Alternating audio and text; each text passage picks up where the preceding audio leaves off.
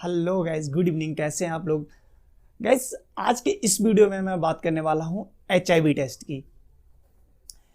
इस वीडियो में मैं एचआईवी से जुड़ी हुई कई सारी चीज़ें आपको बताऊंगा, जैसे कि एचआईवी क्या है, एड्स क्या है, एचआईवी का टेस्ट कितने दिन बाद कराया जाता है एचआईवी से इन्फेक्टेड होने के बाद, और इसके लिए क्या क्या टेस्ट होता है, इसका ट्रीटमेंट संभव है या नहीं है, और एचआईवी 1 क्या है, 2 क्या है, ये सारी जानकारी मैं इस वीडियो में देने वाला हूं। तो वीडियो स्टार्ट करने से पहले बस आप लोगों से सिर्फ इतनी रिक्वेस्ट है कि जिन लोगों ने चैनल को सब्सक्राइब नहीं किया है, प्लीज़ चैनल को सब्सक्राइब कर लीजिएगा और साथ ही साथ बेल आइकन को दबा दीजिएगा, जिससे आपको हमारे आने वाले वीडियो का नोटिफिकेशन मिलता रहे। तो चलिए शुरू करते हैं।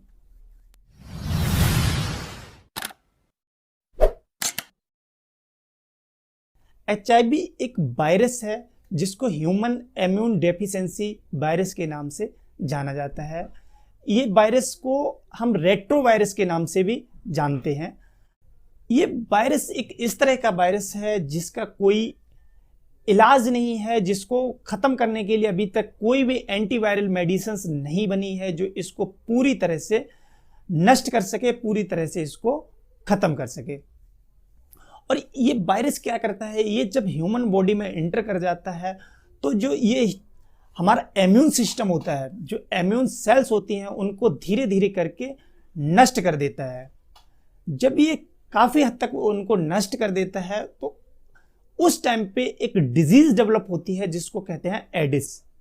एडिस एचआईवी की लास्ट स्टेज होती है, जब पूरी तरह से हमारी बॉडी को जब वायरस घेर लेता है, उस कंडीशंस को एडिस बोलते हैं। तो गाइस, कैसे आपको पता चलेगा? अगर मान लीजिए आपने एचआईवी टेस्ट कराया, एचआईवी टेस्ट किसी का पॉजिटिव आता है, तो वो कैसे पता करेगा कि उसको एडिस है या फिर एचआईवी है? देखिए, उस कंडीशंस में फर्दर टेस्ट होता है जिसको बोलते हैं CD4 और CD8। CD4 क्या होता है? CD4 हमारी सेल्स होती हैं, सेल्स जिनको हम टी सेल्स या टी लिम्फोसाइट्स या हेल्पर सेल्स के नाम से जानते हैं।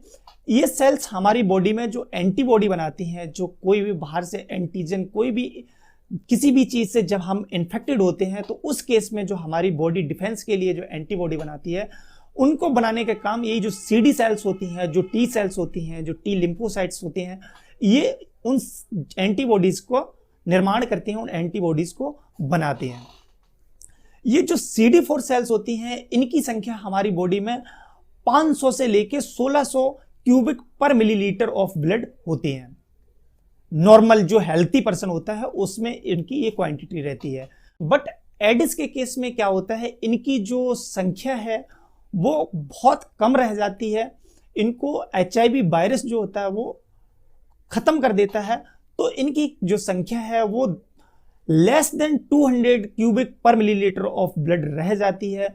तो उस कंडीशंस को हम एडिस समझते हैं।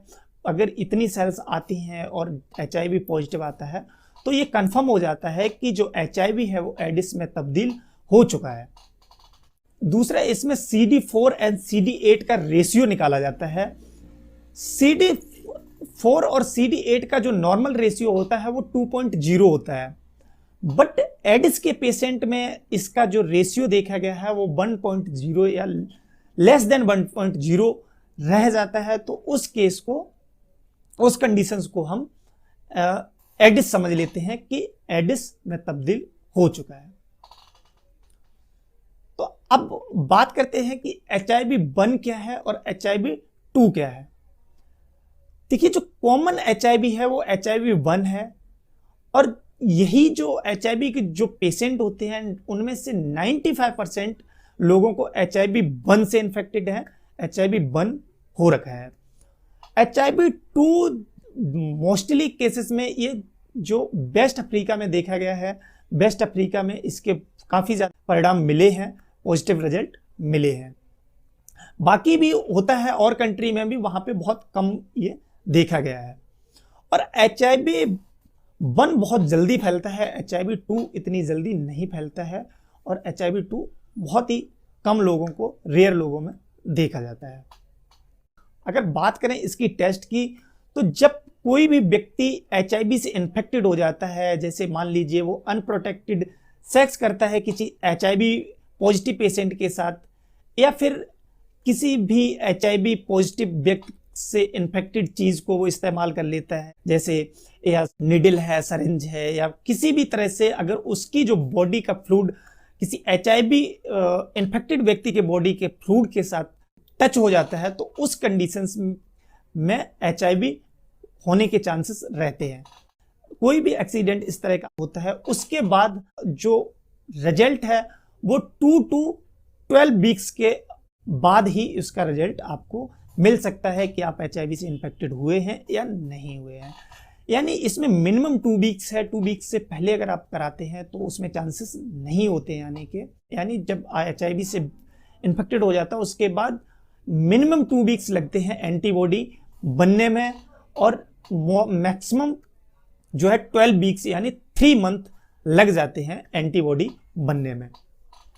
तो इनिशियल स्टेज पे इसका टेस्ट HIV स्क्रीनिंग 1 और 2 P24 एंटीजन कराते हैं, और फिर इसका अगर P24 एंटीजन पॉजिटिव आता है तो उसके बाद वेस्टर्न एंड ब्लॉट से इसको रीचेक किया जाता है। वो इससे ज़्यादा एक्यूरेट बताने की क्षमता रखता है। और गाइस इसमें एक और टेस्ट होता है HIV RNA। HIV RNA उस कंडीशंस में किया जाता है जब कोई मदर पहले से HIV पॉजिटिव है और उसके बाद उसके बेबी का ये HIV RNA टेस्ट किया जाता है कि उसको मदर से बच्चे में तो HIV ट्रांसफर नहीं हो गया, बच्चे को तो HIV नहीं हो गया। तो उस कंडीशन में जो न्यूनेटल बर्थ होता है बच्चे का, उस कंडीशंस में इसको मोस्टली केसेस में किया जाता है। और दूसरा, इसके जो एंटीवायरल ड्रग्स थेरेपी होती है उसको मॉनिटरिंग करने के लिए भी इसको कराया जाता है। अगर इसके नेक्स्ट टेस्ट की बात करें तो इसमें होता है detection of HIV DNA and RNA by PCR।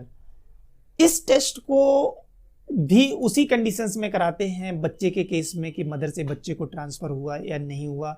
दूसरा, इसको इनिशियल अगर आपको रिजल्ट देखना है इन्फेक्शन होने के बाद, तो इसमें थोड़ा उससे कम टाइम में आ जाता है, जो उसमें आपके 3 मंथ मैक्सिमम लगते हैं, इसमें उतना टाइम नहीं लगता। उससे पहले ये आपका आ जाता है, उसमें पता लग जाता है, जो PCR मेथड से इसका किया जाता है।